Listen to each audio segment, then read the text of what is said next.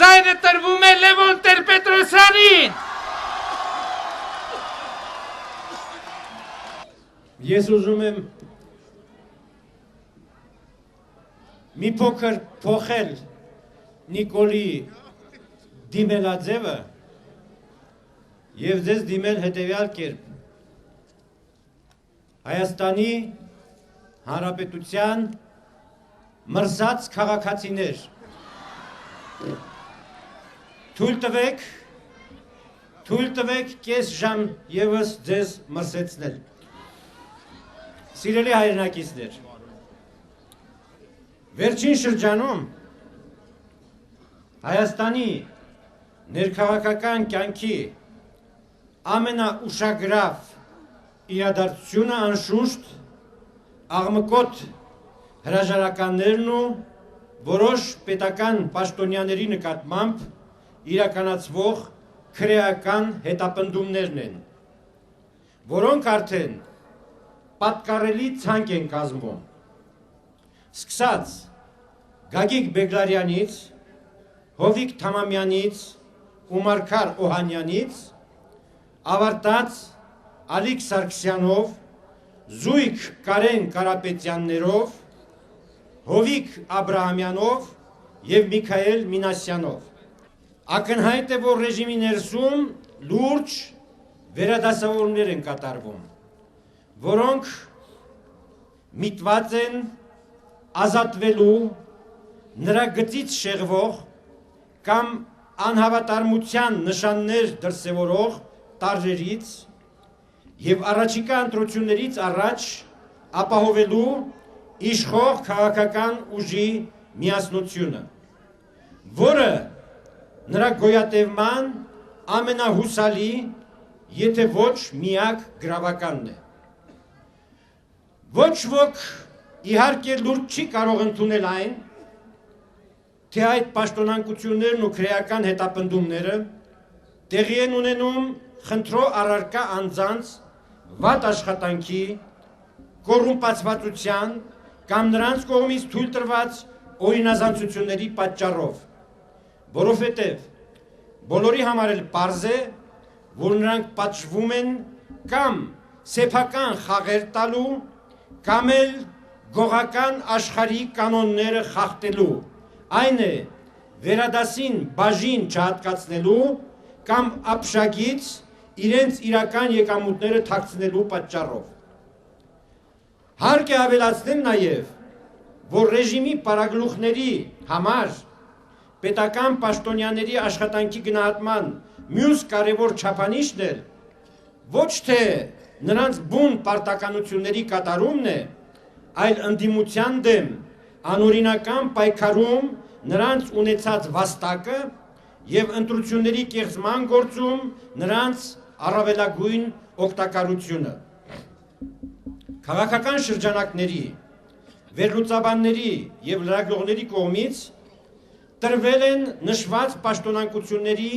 պատճառներին վերաբերող զանազան հիմնավոր կամ անհիմն մեկնաբանություններ, որոնք ավելորդ եմ համարում մեջ բերել, գերադասելով հարցին անդրադառնալ բոլորովին մի այլ, առաջին հայացքից վերացական կամ ակադեմիական թվացող տեսանկյունից։ Ինձ հետաքրքրողը ոչ այնքան երևույթի մակերեսային դրսևորումներն են, այսինքն պաշտոնանկությունների սկանդալային բնույթը կամ ներիշխանական ցնցումների արտահայտությունը լինելու հանգամանքը, որքան շատ ավելի խորքային ու մտահոգիչ մի իրողություն, որը պետական ինստիտուտների լիակատար խաթարման անհերքելի ապացույց է։ Այս առումով ես մի կողմ եմ դնում գործադիր իշխանության համակարգում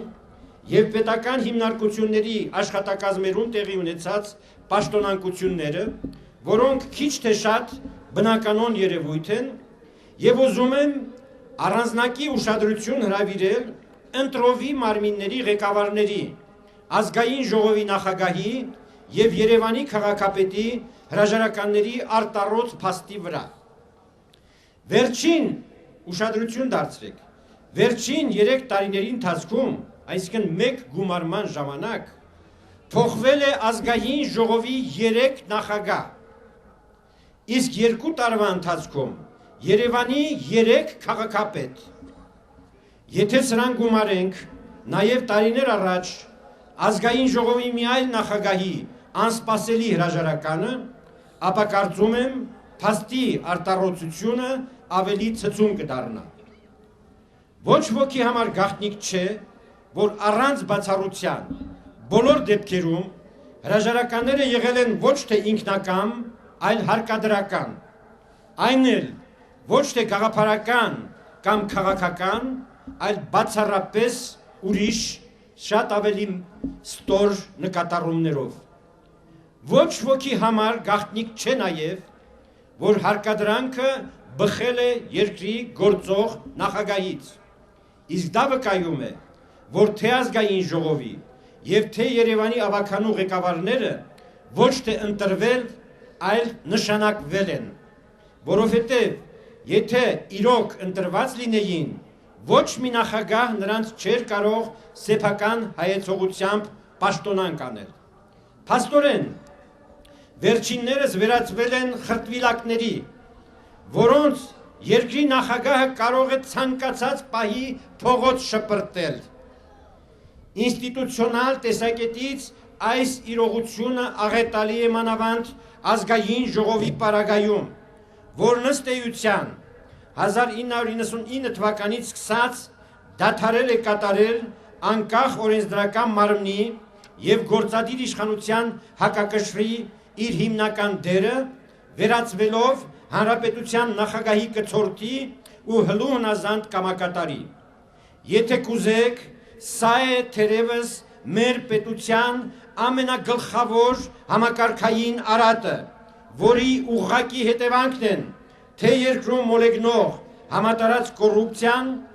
թե ժողովրդավարության և մարդու իրավունքների բացահայտ սահմանափակումները, և թե իշխանական գրեթե բոլոր կառույցների սանձարձակություններն ու կամայականությունները։ Նորանկախ Հայաստանի պատմության մեջ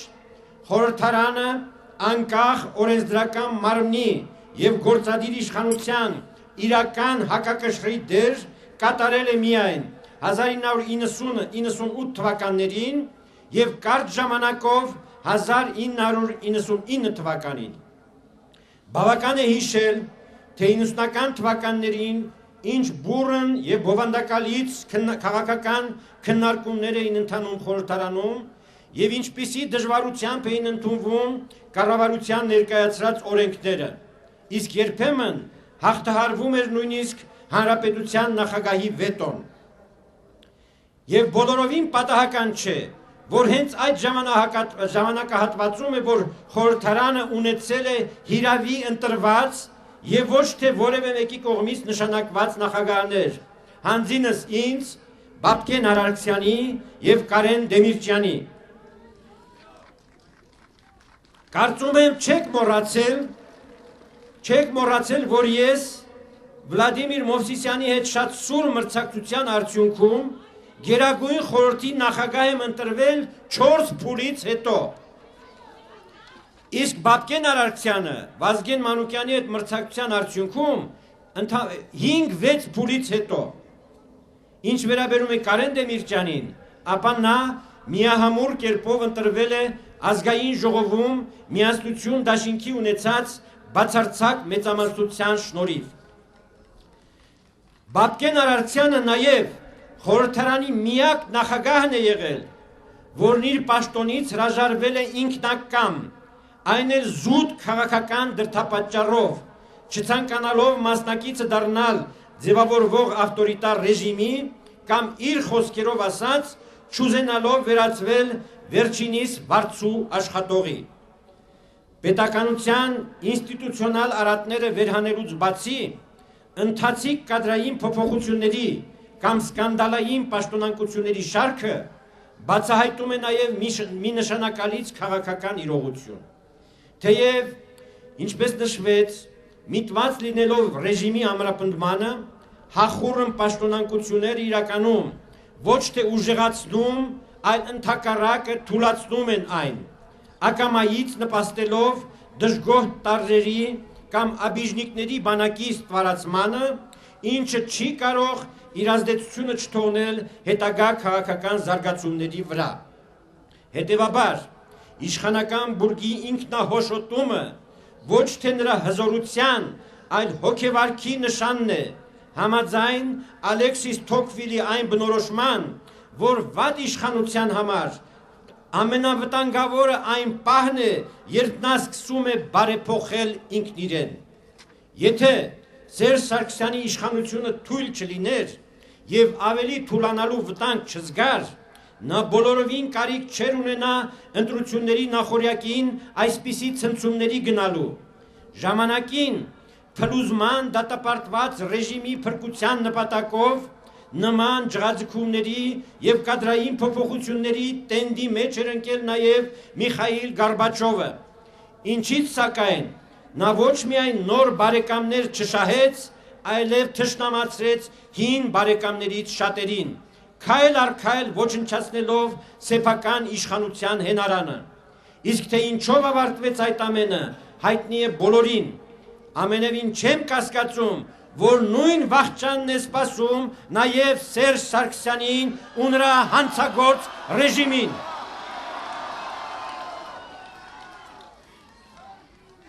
Այս արդիվ եւս մի դիտարկում,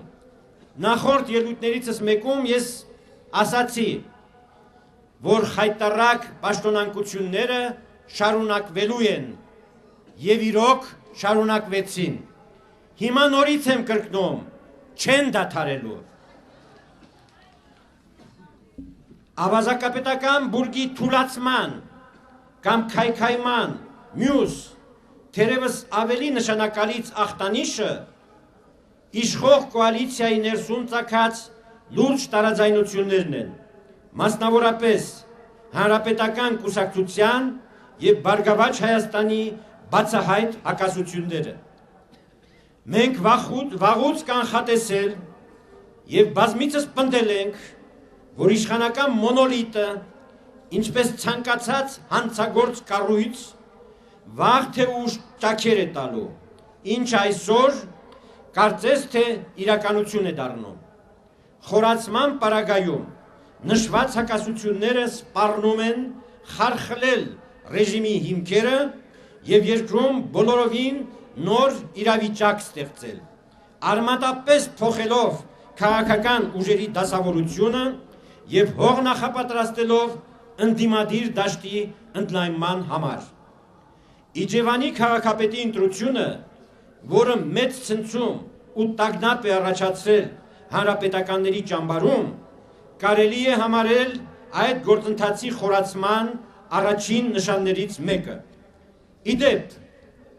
մամուլում տեղեկություններ են հայտնվել, թե իբր Իջևանի քաղաքապետի ընտրություններում դաշնակցության, ժառանգության եւ Հայ ազգային կոնգրեսի տեղի կառույցները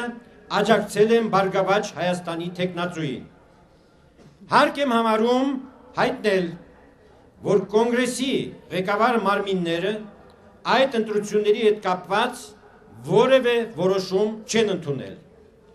Իսկ եթե տարբեր ընդդիմադիր ուժերի, այդ թվում կոնգրեսի տեղի կառույցների կողմից իսկապես այդպիսի աջակցություն ցուցաբերվել է,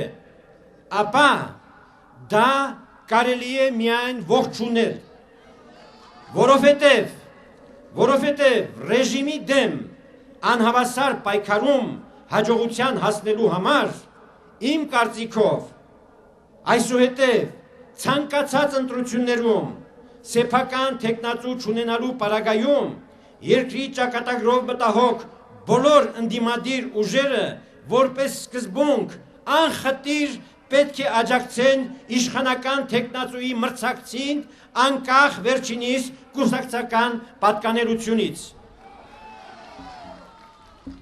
Իսկ այժմ ուզում եմ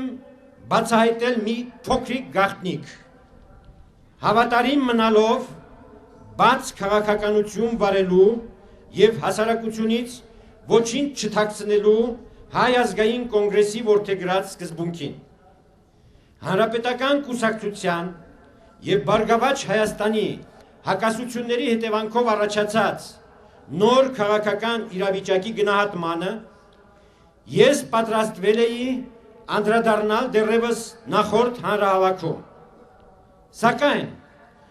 կոնգրեսի կենտրոնական գրասենյակում այդ հարցի շուրջ կոնսենսուսի չկայացման պատճառով ժամանակավորապես հրաժարվեցի այդ մտքից։ Թեև այսօր էլ կոնսենսուսը դեռևս բացակայում է, այնուամենայնիվ քաղաքական գործընթացներից ետ չմնալու մտահոգությունը ինձ ստիպում է թեկուզ ուշացած արծարծելու հույժ հրատապ այդ հարցը։ Ներքոշարադրյալը ըստ այդմ ոչ թե կոնգրեսի պաշտոնական, այլ իմ անձնական տեսակետն է։ Հետևաբար ես էլ կրում եմ նրա ողջ պատասխանատվությունը։ Իմ ելակետը այս հարցում հետևյալն է. Հանրապետական կուսակցության եւ Բարգավաճ Հայաստանի հակամարտությունը արդեն կայացած փաստ է, որը ոչ մի լուրջ քաղաքական ուժ չի կարող ուրանալ եւ հաշվի չառնել։ Իդեմս Բարգավաճի ըստ էության ուրվագծվում է քաղաքական շրջանակներում վաղուց ակնկալված երրորդ ուժի ձևավորումը, ինչը սակայն հակառակ բոլոր կանխատեսումների տեղի է ունենում ոչ թե ընդդիմության դաշտում, այլ իշխանական ճամբարում։ Արդարությունը պահանջում է նշել, որ նման զարգացում ժամանակին գուշակել էր քաղաքագետներից ընդամենը մեկը, Արմեն Բադալյանը, ուրիշ ոչ ոք։ Իդեպ, իրադարձությունների զարգացման տեսակետից ամենևին կարևոր չէ, թե ինչպես կավարտվի հանրապետականների եւ Բարգավաճի հակամարտությունը։ Եթե նույնիսկ վերջինս, այսինքն Բարգավաճը, հերթական անգամ ընկրկի ու հարկադրված լինի առերես վերահաստատել իր հավատարմությունը կոալիցիոն հուշագրին, միևնույն է, դա չի նշանակում, որ ինչ-որ պահի կրկին չի հրաժարվի դրանից։ Թեև իհարկե այդ տատանումները կարող են բացասաբար անդրադառնալ նրա վարկանիշի վրա։ Իսկ այդ վարկանիշը պարզապես զրոյի կհավասարվի, եթե Բարգավաճ Հայաստանը հստակորեն չսահմանազատվի Ռոբերտ Քոչարյանից եւ այդպիսով չխուսափի 2008 թվականի մարտի 1-ին վերջինիս թափած արյան պատասխանատվության տակ ընկնելու վտանգից։ Բարգավաճ Հայաստանը իր դեմքը իսպար կկորցնի նաեւ այն պարագայում, եթե բավարարվելով կրտսեր եղբոր կարգավիճակով խորհրդարանական ընտրություններին մասնակցի հանրապետականների հետ կազմած միասնական ցուցակով, ավելի մեծ նվաստացում կամ ինքնաոչնչացման ավելի կարճ ճանապարհ Բարգավաճի համար դժվար է պատկերացնել, քանի որ նա դրանով խաչ կքաշի արժանապատիվ քաղաքական գործոն դառնալու իր բոլոր հավակնությունների վրա։ Իհարկե, առայժմ դժվար է գուշակել, թե որքան հեռուն կգնան իշխանական կոալիցիայի ներսում ծագած տարաձայնությունները, բայց եթե պարզվի, որ Բարգավաճ Հայաստանը իսկապես անկեղծորեն մտադիր է դուրս գալ կոալիցիայից եւ պայքարել իրապես արդար օրինական ընտրություններ անցկացնելու համար, ապա իմ կարծիքով, կրկնում եմ, սա իմ կարծիքն է, կոնգրեսի պաշտոնական կարծիքը չէ, ապա իմ կարծիքով Հայ ազգային կոնգրեսը այդ պարագայում պետք է պատրաստ լինի լրջորեն քննարկել նրա հետ համագործակցելու հնարավորություններն ու հեռանկարները։ Այդ համագործակցությունը կարող է ունենալ տարբեր դրսևորումներ, որոնք կհստակեցվեն քննարկումների ընթացքում, բացառելով միայն միասնական ցուցակով ընտրություններին մասնակցելու տարբերակը։ Հավատացած եմ, որ Հայ ազգային կոնգրեսի եւ Բարգավաճ Հայաստանի համագործակցությունը իզորու է արմատապես փոխել քաղաքական ուժերի դասավորությունը եւ լուրջ երաշխիք դառնալ թե սահմանադրական կարգի վերականգնման եւ թե ժողովրդի շահերից բխող անհրաժեշտ բարեփոխումների իրականացման համար։ Այն միաժամանակ հիմք կարող է հանդիսանալ ընդդիմադիր ուժերի ավելի լայն ճակատի ձևավորման համար։ Հնարավոր շահարկումները կանխելու նպատակով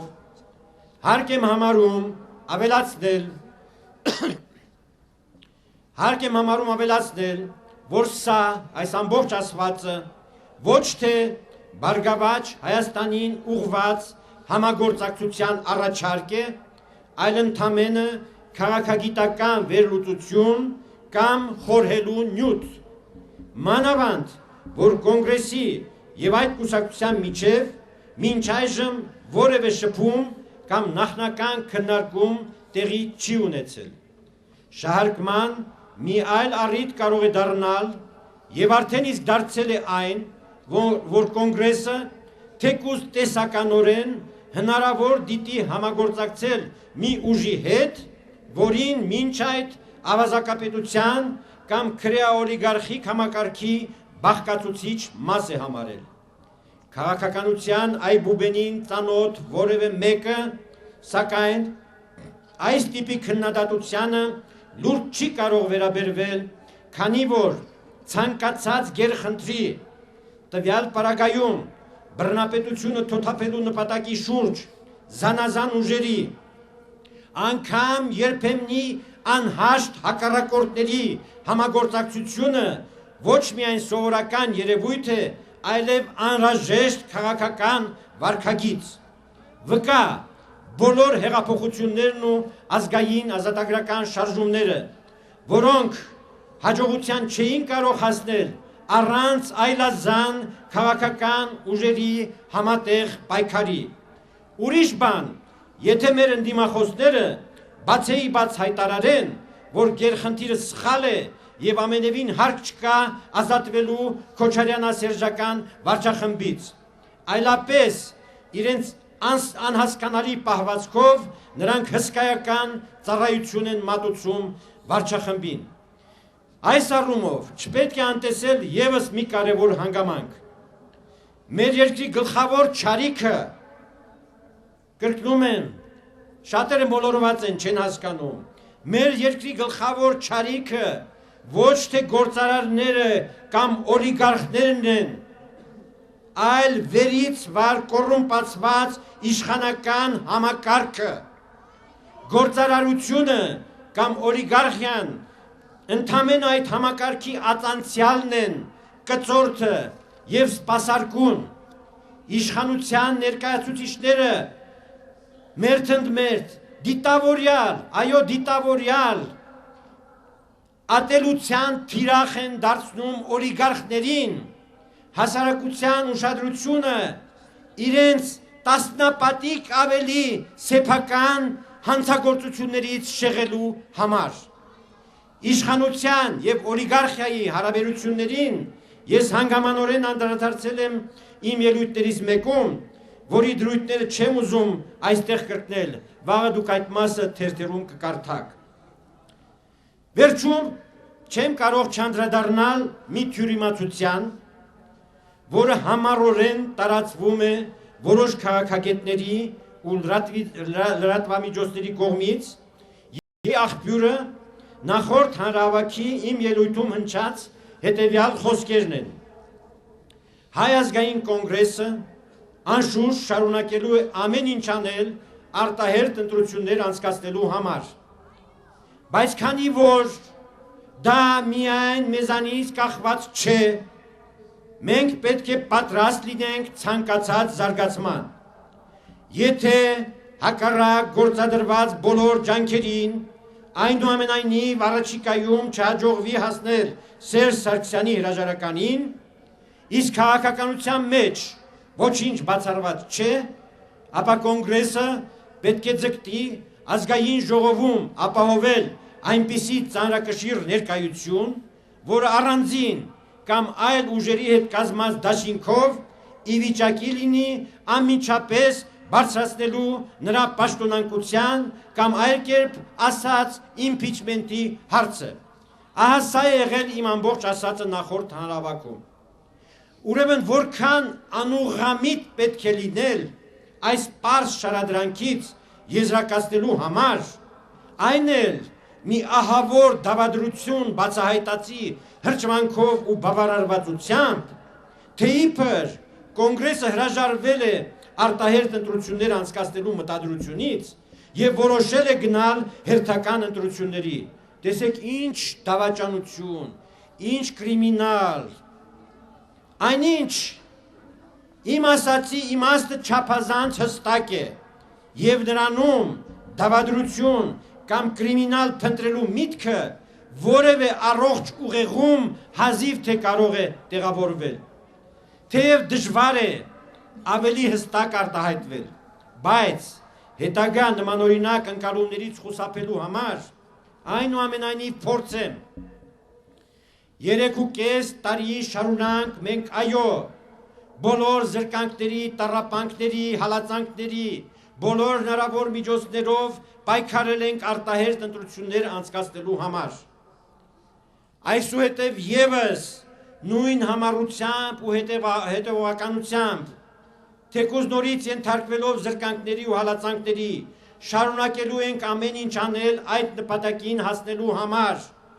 որովհետև համարում ենք, որ արտահերթ ընտրությունների անցկացման հնարավորությունները ոչ միայն ամենևին չեն սպառվել, այլև իշխանական ճամբարում առաջացած երկպառակությունների եւ սկանդալային պաշտոնանկությունների հետևանքով ավելի են մեծացել։ Բայց եթե հակառակ մեր թափած բոլոր ջանքերին, ձեզ հետ միասին, մեր թափած բոլոր ջանքերին, արտահերթ ընտրություններ այդպես էլ տեղի չունենան, ինչը ռեալիստ լինելով հասկանում ենք, որ բացառված չէ, ապա մենք բնականաբար որպես ինստիտուցիոնալ քաղաքական ուժ իրավունք չունենք չմասնակցել հերթական ընտրություններին։ Ահա եւ ձեզ ողջ դավադրությունն ու կրիմինալը։ Հայ ազգային կոնգրեսը 3.5 տարի շարունակ եղել եւ այսօր էլ մնում է երկրի քաղաքական կյանքում դրական տեղաշարժերի խթանման գլխավոր, եթե ոչ միակ գործոնը, չունենալով իշխանական ոչ մի լծակ, ենթարկվելով տասնյակ զրկանքների, տառապանքների, հալածանքների, բանտարկությունների եւ միայն զուտ քաղաքական պայքարի ու ժողովրդական ճնշման միջոցներով կոնգրեսը կարողացել է իշխանություններին հարկադրել կատարելու օգտակար որոշ քայլեր, որոնք ոչ մի այլ պարագայում նրանք չէին կատարի։ Հիշենք թեկուզ քաղաքաբանտարկյալների ազատ արձակման, ազատության հրապարակում հանրահավաքների անցկացման իրավունքի վերականգնման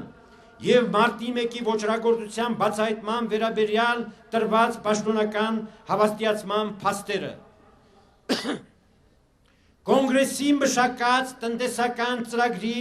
որոշ կարևոր առաջարկներ լրելյայն գողեգող տեղ են գտել կառավարության ծրագրերում եւ օրենսդրական նախաձեռնություններում։ Կոնգրեսի համար հարցապնդումներից հետո իշխանամետ ուժերի ներկայացուցիչները վերջապես սկսել են խոսել ազգային ժողովում գործարար պատգամավորների առկայության անթույլատրելիության մասին, թեև ինչու այդ հարցը ըստ նրանց պետք է լուծվի ոչ թե միանգամից, այլ քայլ առ քայլ անհասկանալի է մնում։ Կոնգրեսի կողմից կազմակերպված հոկտեմբերյան շուրջօրյա նստացույց հանրահավաքի եւ մարտի 1-ի զոհերի հարազատների բողոքի միջոցառումների ճնշման տակ Եվրոխորհրդի խորհրդարանական վեհաժողովը հարկադրված եղավ էականորեն վերանայելու Հայաստանի վերաբերյալ բանաձևի նախագիծը եւ խիստ պահանջներ դնելու Հայաստանի իշխանությունների առջեւ, եւս մեկ անգամ ցույց տալով միջազգային կազմակերպությունների որոշումների կախվածությունը համաժողովրդական շարժման ակտիվության աստիճանից։ Կոնգրեսի հետևողական մերկացումների ու բացահայտումների շնորհիվ միջազգային հանրությունն ընդհանրապես վերջերս զգալիորեն փոխել է իր դիրքորոշումը եւ ավելի լուրջ մտահոգություններ է արտահայտում մեր երկրում մոլեգնող կոռուպցիայի, օրենքի գերակայության բացակայության, ժողովրդավարության եւ մարդու իրավունքների անմխիթար վիճակի մասին։ Կոնգրեսի ակտիվ գործունեության հետևանքով բարձրացել է ժողովրդի քաղաքացիական գիտակցությունը եւ մեծացել ժողովրդավարության կայացման անհրաժեշտության նկատմամբ վերջինիս պահանջարկը։ Դա հաստատվում է մասնավորապես վերակառուցման եւ զարգացման եվրոպական բանկի վերջին զեկույցներից մեկով, որի համաձայն 2006 թվականից հետո ժողովրդավարության կողմնակիցների թիվը Հայաստանում աճել է 28%-ով եւ հասել 80%-ի, այսինքն ժողովրդի 80%-ը ժողովրդավարություն է պահանջում։ Մեր երկիրը այդ ցուցանիշով դասելով աշխարհի ամենաառաջատար երկրների շարքը։ Եթե կուզեք աղմկահարույց պաշտոնանկություններն ու իշխանական ճամբարում առաջացած հակասությունները եւս մեծապես արդյունք են կոնգրեսի գործոնի արկայության։ Եթե կոնգրեսը չլիներ ոչ այդպիսի պաշտոնանկություններ, ոչ էլ իշխանական ճամբարում խաղեր տվողներ կլինեին։ Ինչպես նշված է մամուլի հրապարակումներից մեկում, այդ ցնցումներն իսկապես համաժողովրդական շարժման գոյության եւ հարվածների արդյունք են։ Հավատացնում եմ, կոնգրեսի որպես երկրի քաղաքական կյանքում վճռորոշ դերակատարություն ունեցող գործոնի վերը տրված գնահատականը շատ ավելի համեստ է, քան իրականում կա։ Հայ ազգային կոնգրեսի գործունեության եւ ժողովրդական զանգվածների գեր համախմբման կիզակետը դառնալու են առաջիկա փետրվար, մարտ ամիսները։ Այս պնդումը, եթե կուզեք, համոզումը հիմնված է ոչ միայն ավազակապետության ներքին ցնցումների տենդենսի խորացման, աղմկահարույց պաշտոնանկությունների շարունակման անխուսափելիության եւ նախընտրական փուլին բնորոշ իրավիճակային ակտիվացման, այլ նաեւ այն ապացուցված իրողության վրա, որ Հայաստանում քաղաքական կյանքի ամենաբուրըն շրջանը միշտ էլ եղել է գարունը, ինչը բացի սեզոնային գործոններից պայմանավորված է նաև որոշ սոցիալական հանգամանքներով, որոնք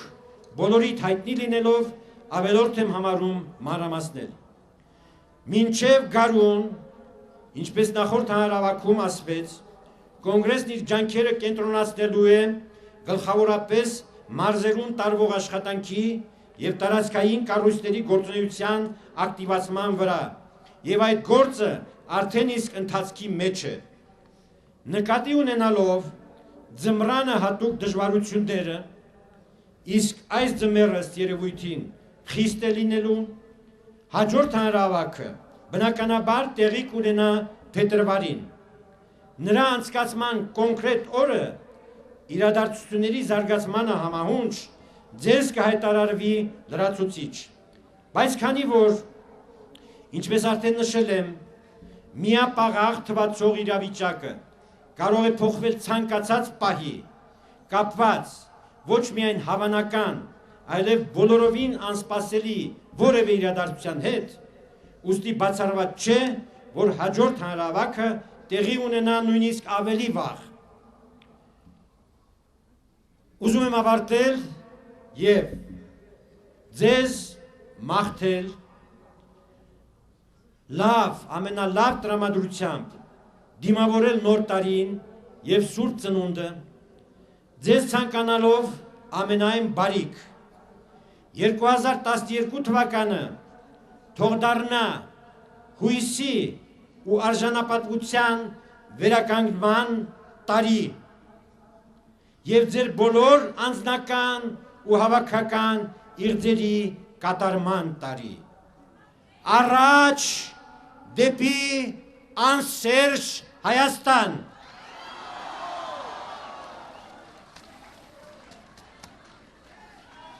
Շնորհակալություն։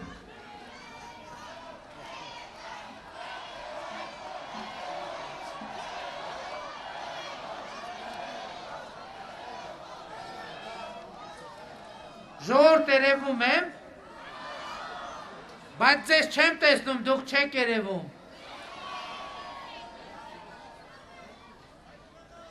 Ձեն հանեք կամ բջջային հեռախոսները հանեք։ Ձեն հանեք, որ Վովա Գասպարյանը Սերժիկի բանի կամերայի ձենն էլ անջատի, որ տեսնի, ձեն հանեք, Սերժիկ, Սերժիկ, Սերժիկ, Սերժիկ, Սերժիկ, և ուրեմն, կեցե ազատությունը, կեցե Հայաստանի Հանրապետությունը, կեցեն մեր երեխաները, որ ապրելու են ազատ և երջանիկ Հայաստանում, պայքար, պայքար, մինչև վերջ, պայքար, պայքար, մինչև վերջ, պայքար, պայքար, մինչև վերջ,